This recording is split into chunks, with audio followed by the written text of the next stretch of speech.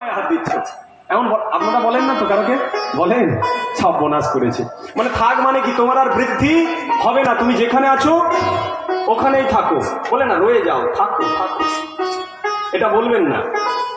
বিশেষ করে যদি আমাদের পাকা ঠাকুমা হয়, বলে দাদু ভাই তুমি আমাকে প্রণাম করলে তোমাকে একটা দারুণ জিনিস দেবো জানো। বলে কি দেবে গো? না তোমার একটা টুকটুকে নাদবউ হোক।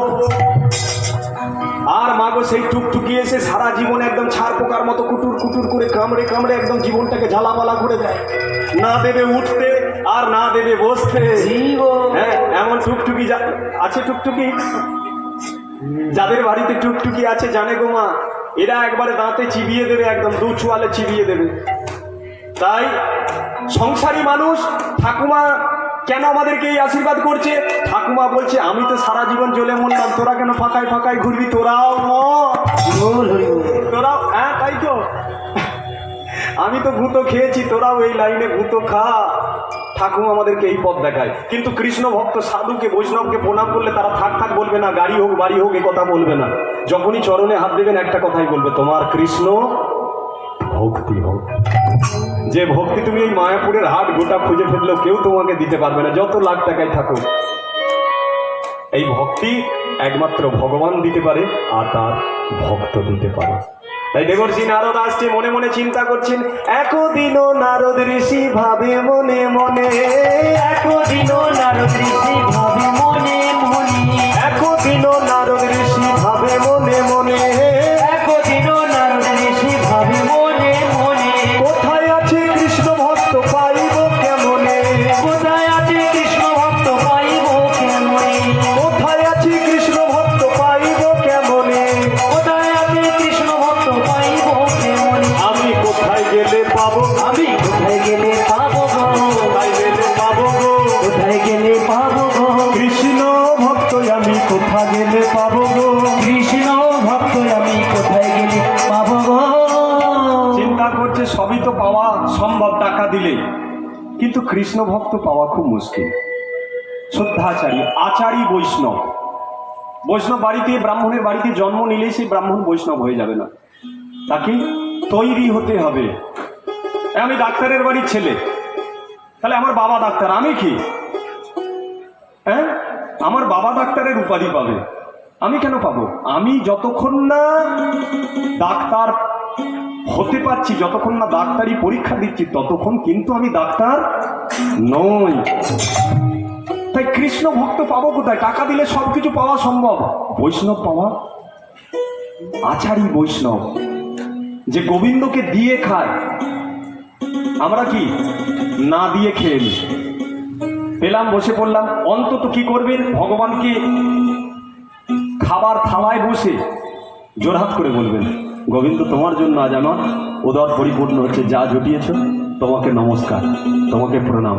কারণ তুমি দানে দানে পে খানে वाला का नाम লিখা है, প্রত্যেকটা দানায় দানায় কোন পাখিটা কি খাবে, কোন পিঁপড়েটা কি খাবে, কোন মানুষটা কি খাবে, দানায় দানায় লেখা আছে। তাই আজকে তোমার দয়াতেই আমি পেয়েছি খাবার থালায় বসে।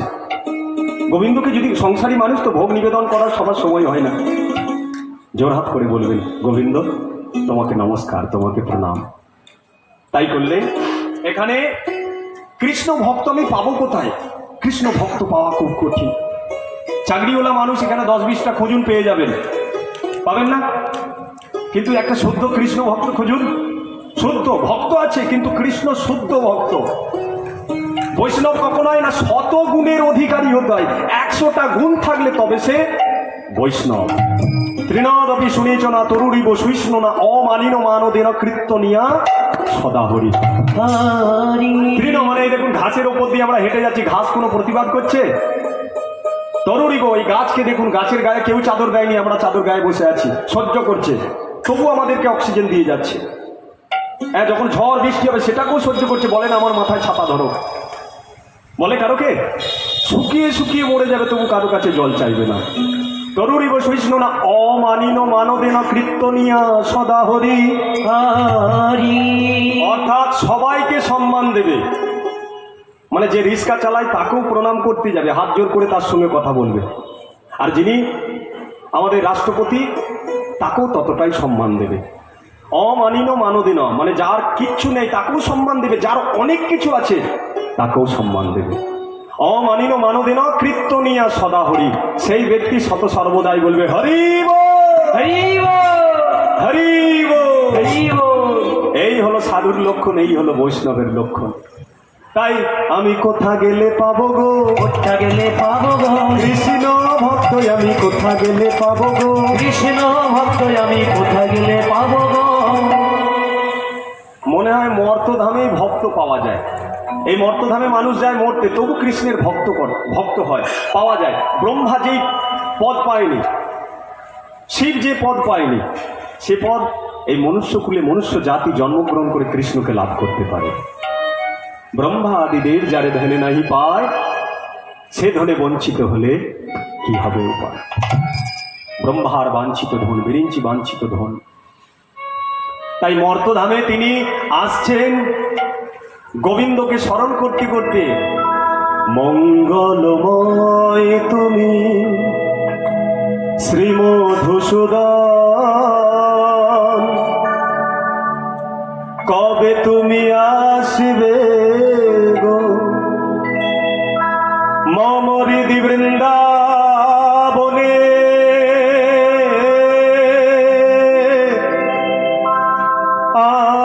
আধার গগনে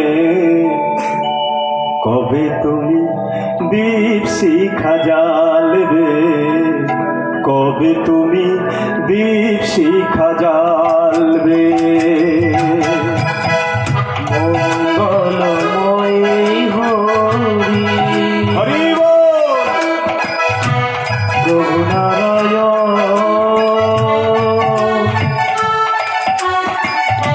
কবে তুমি আসবে গো মম মন্দিরে।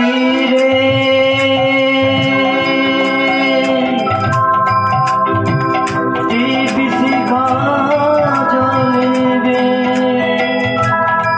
নারদ বেরিয়েছে মঙ্গলময় হরি শ্রীমধুসূদন,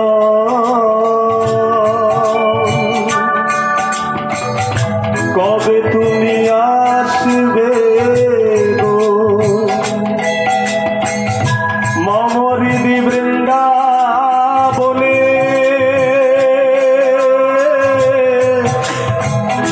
আধার গগনে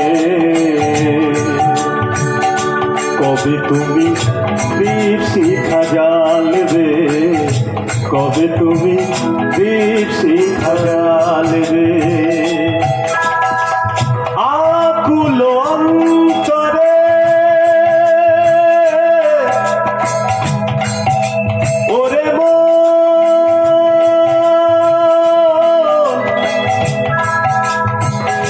ওরে পাগল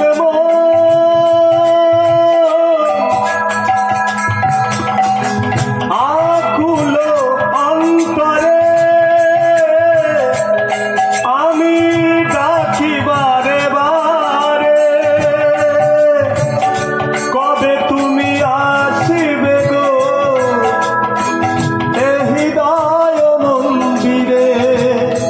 প্রভু আমি অভাজন, না জানি ভজন, আমি অভজন, না জানি ভজন। মনে বলে তবু তুমি আসবে, কবে তুমি দীপ শিখা জ্বালবে, কবে তুমি দীপ শিখা জ্বালবে। ওরে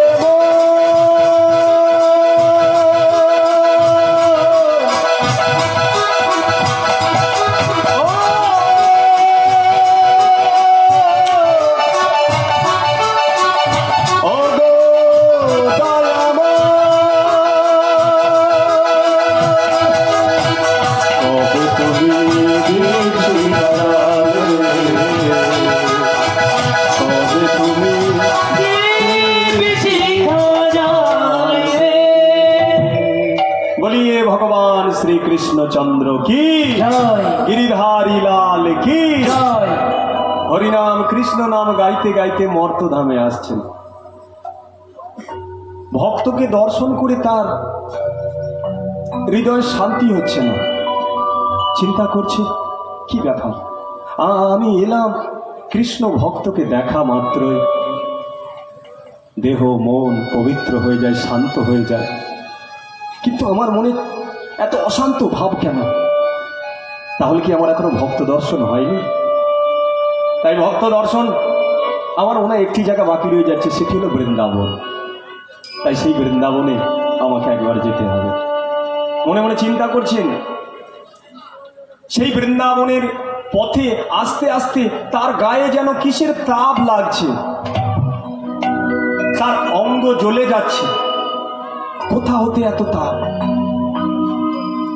তত্ত্বদর্শী দেব ঋষি চারি পানে চায়, তত্ত্বদর্শী বলিসি চারি পানে চায়, তত্ত্বদর্শী দেব ঋষি চারি পানে চায়, তত্ত্বদর্শী দেব ঋষি চারি পানে চায়। কোথা হতে তাপ আসি লাগে তার গায়, কোথা হতে তাপ আসি লাগি তার গায়। আমার অঙ্গ জ্বলে যায় গো, অঙ্গ জ্বলে যায়, আমার অঙ্গ জ্বলে যায় গো, অঙ্গ জ্বলে যায় গো। প্রাণ জুড়াতে এসে আমার অঙ্গ জ্বলে যায় গো, প্রাণ জোড়াতে এসে আমার অঙ্গ জ্বলে যায় গো। বলি প্রাণ জুড়াতে এসে আমার নিতাই গৌর হয়ে গো। প্রাণ জোড়াতে এসে আমার অঙ্গ জ্বলে যায় গো। প্রাণ জোড়াতে এসে আমার অঙ্গ জ্বলে যায় গো। অঙ্গ জ্বলে যায় গো। কোথা হতে এত তাপ? আস্তে আস্তে বৃন্দাবনের দিকে যত আগাচ্ছে, সেই বৃন্দাবনের ব্রজবাসীদের চোখের জল, তাদের সেই হুমকর নিঃশ্বাস,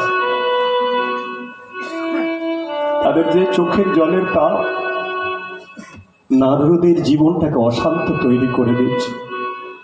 জানেন, কোনো মানুষ যদি আপনার জন্য কাঁদে, সে যদি না খেতে পায়, সে যদি সর্বশান্ত হয়ে যায়, তার চোখের জল আপনার জীবনে অভিশাপ হয়ে যাবে। আপনি কোনো কিছু করে সুখ শান্তি আনন্দ পাবেন না।